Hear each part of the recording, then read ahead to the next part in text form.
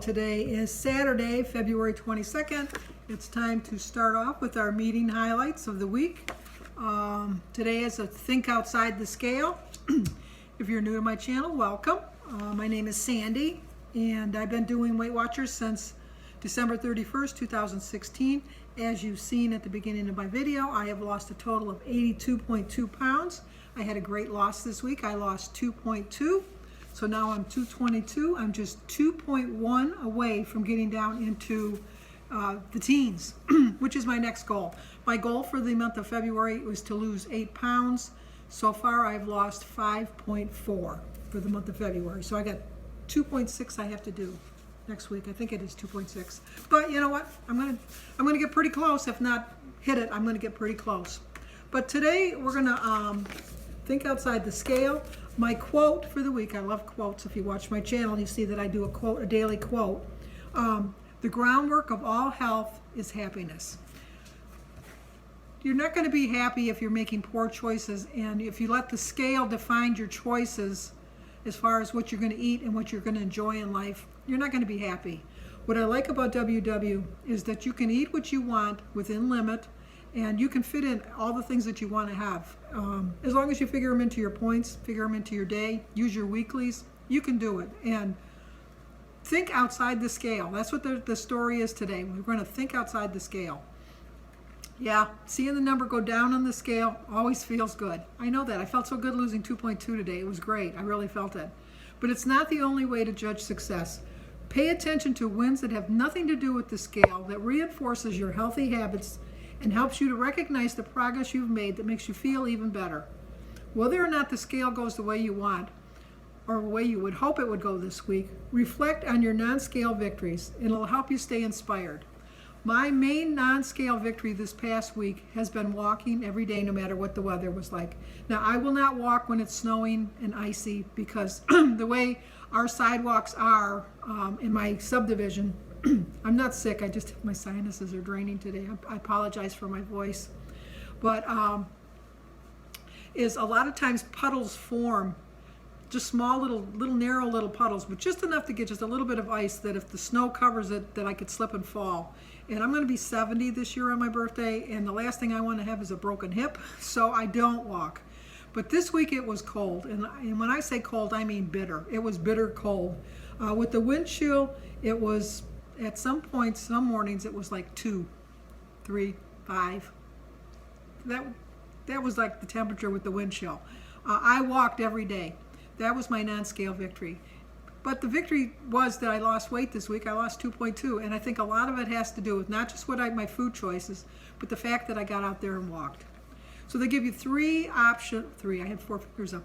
3, 1, 2, 3. Number 1, identify your non-scale victories.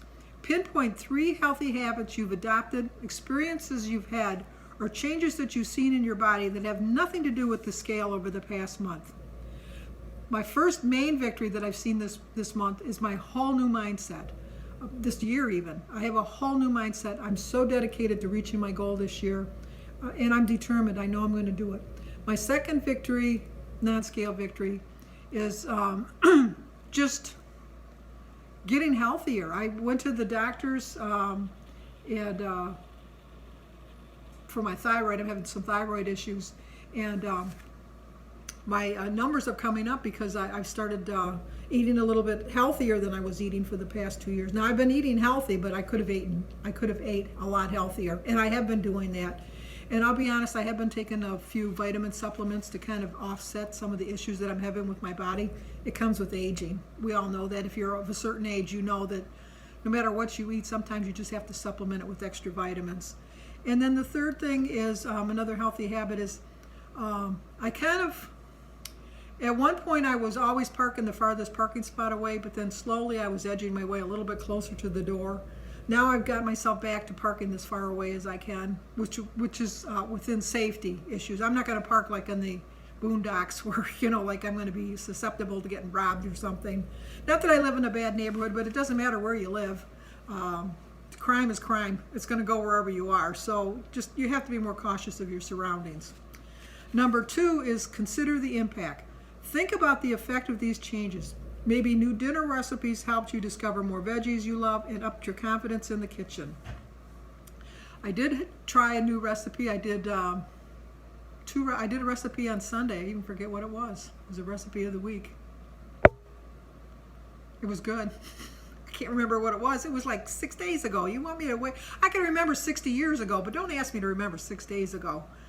6 days ago, what was my recipe of the week? That's no.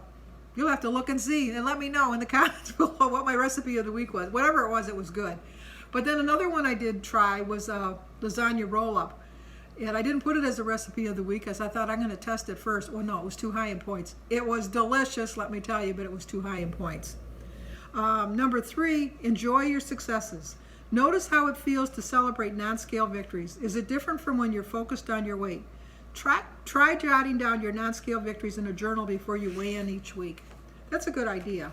And like I said, walking in the cold was my non-scale victory because I do like walking in the cold. I don't like walking in the bitter cold.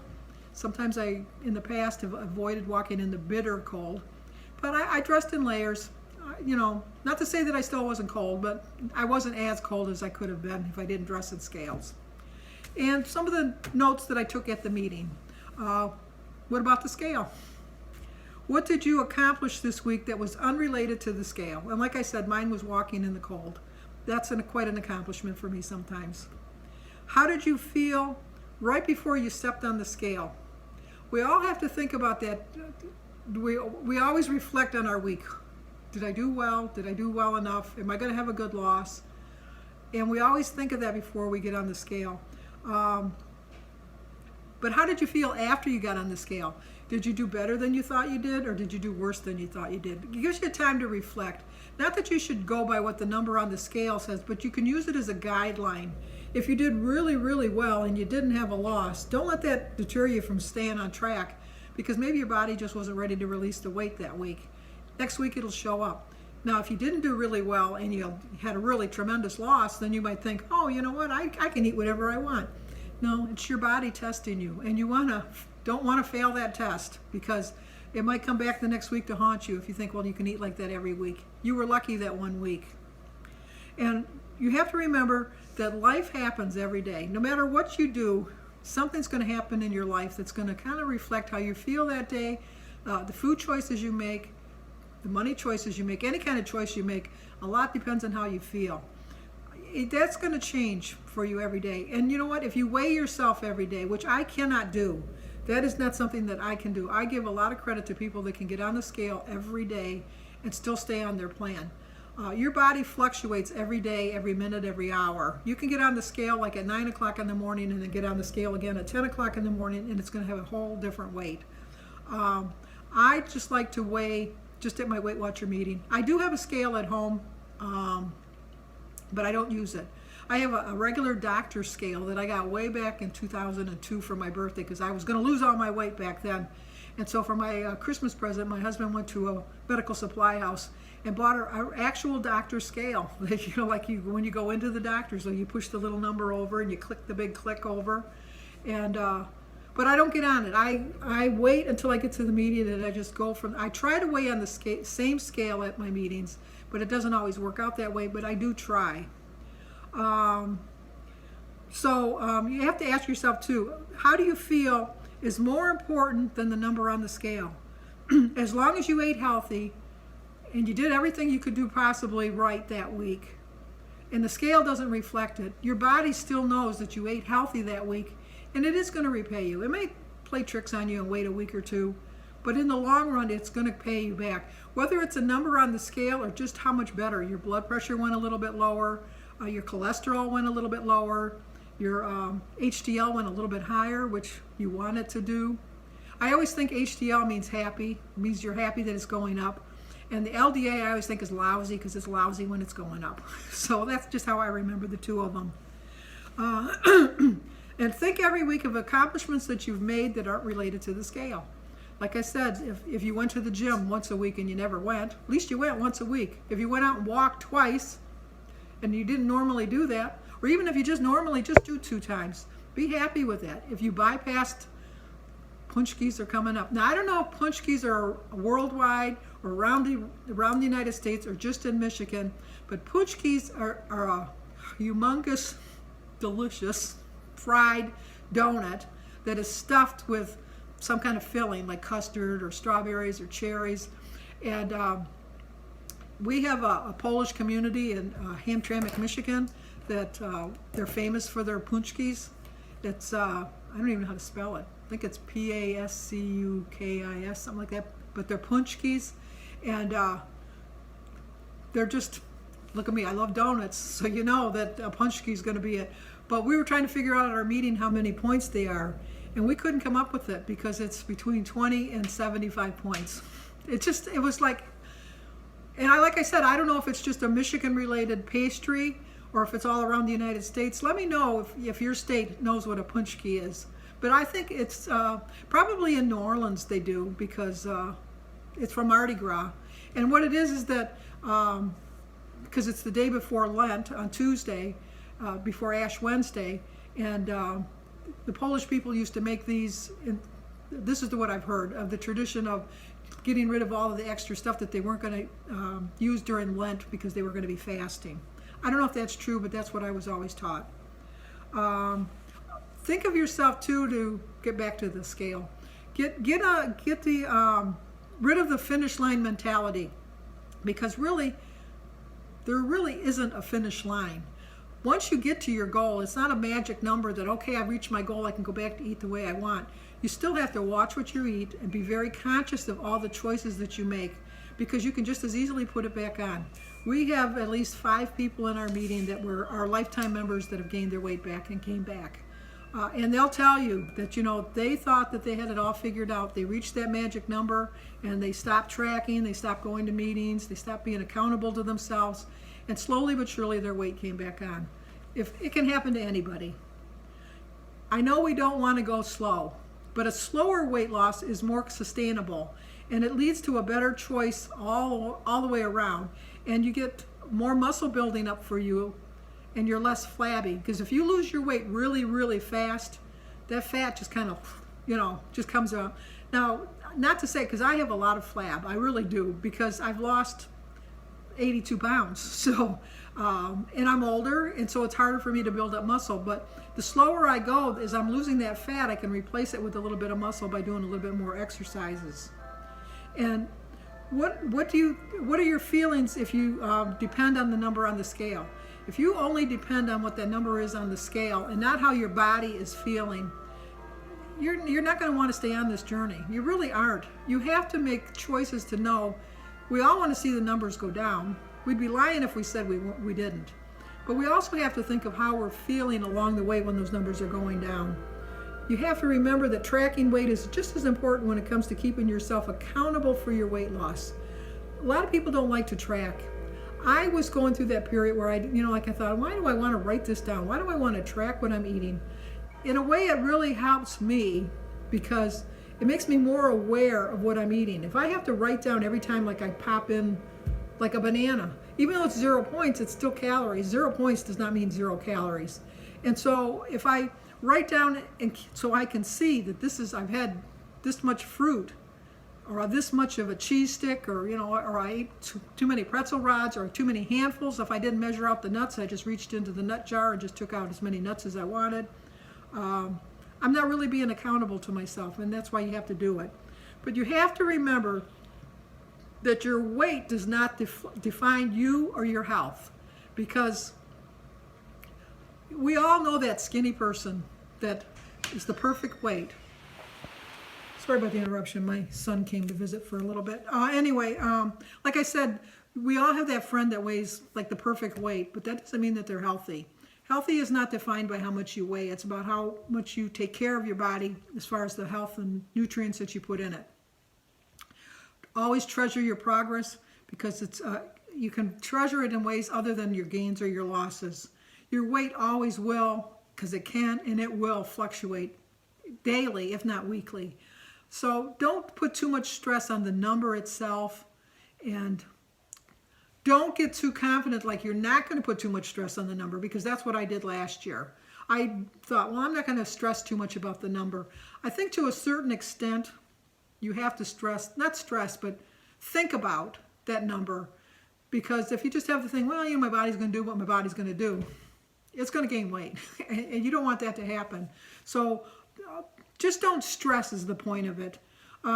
If you think you had a bad week and then you get on the scale and you lost weight and you think, well, you know what, I had a bad week and I still lost weight, I guess I can do that. No, you can't. Because you can turn around the very next week and have like the perfect week, perfect, and not lose any weight. And you think, what the heck? Why didn't I lose weight? I was perfect. Your body, it's going to do what it wants to do.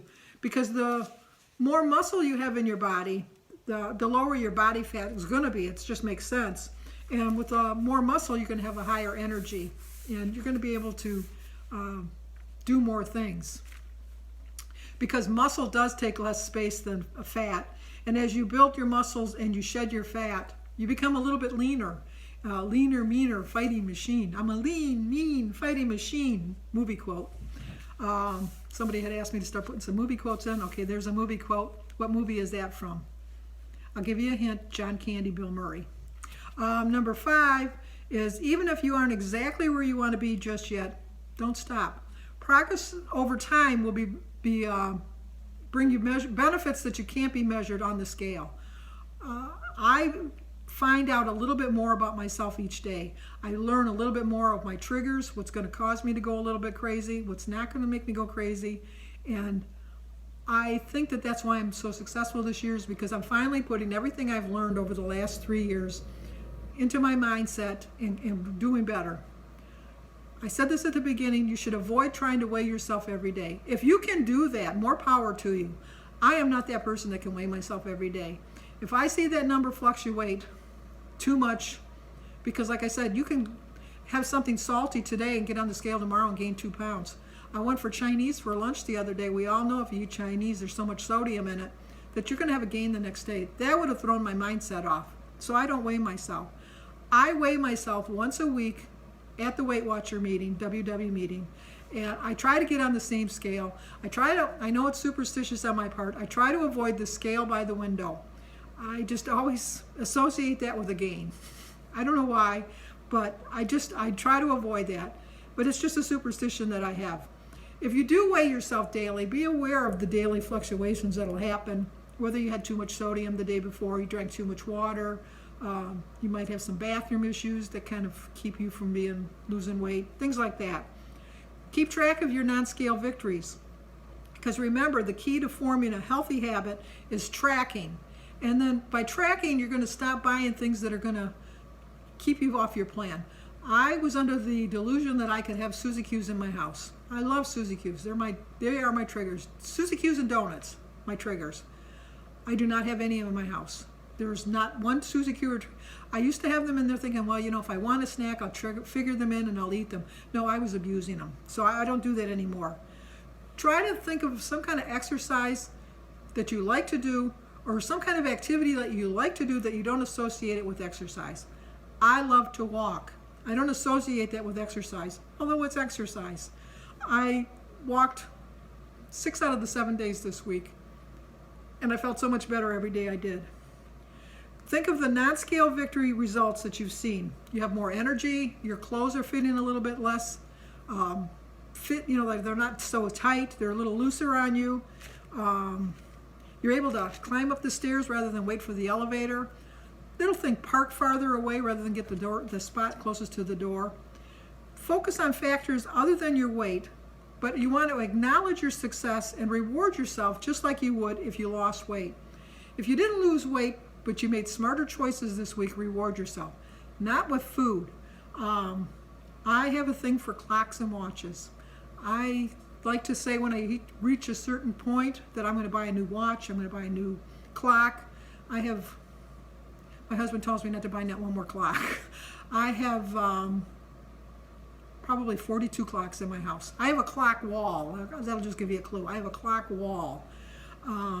Here, I'll show you a picture of it. I don't know if you can hear them, but those are my clocks. Just a few of them.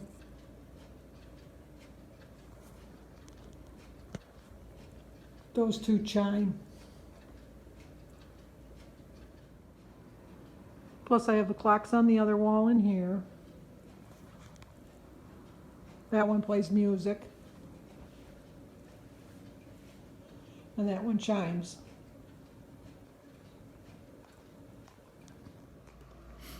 That's just one wall. And my son was just here, and we don't have the TV or anything on. He says, "Oh my gosh, that's so annoying, all that ticking." I have three chime clocks. I just, anyway, that's how I reward myself. And pat yourself on the back sometimes. Like if you walk, my main victory is when I grocery shop that I walk right past those donuts in the bakery section, because that's all you can smell are the donuts cooking or baking. And for me, that's a pat on the back if I can get through that department. But the most important question you want to ask yourself, and it's an indicator of how you're progressing, is how do you feel? How are you feeling? Are you feeling so much better? Are you sleeping so much better? Are you moving so much better? If you're feeling good, you got to be doing something right. You just have to be doing something right. So remember, this week we're going to think outside the scale. The recipe this week is for Cajun sauteed shrimp. It's 3 points on the green and 2 points on the blue and the purple. I'll leave a video of it at the end if you want to screenshot it. But I think I'm going to try to get my husband to eat a little healthier. We'll see if that'll work. But he would eat this because he likes shrimp. I don't like shrimp, so maybe he'll have shrimp and I'll have tuna. So if you're new to my channel, please subscribe, leave a comment, hit that like button, and share it if somebody wants to see it. And I'll see you guys next week. Or if not, on my daily vlog. Okay, and here's the weekly. We're going to think outside the box, or outside the scale.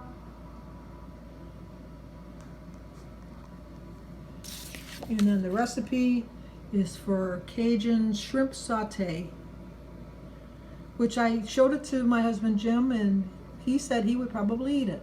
So we will see. It does look good, but like I said, I don't like shrimp. But if you try it, let me know.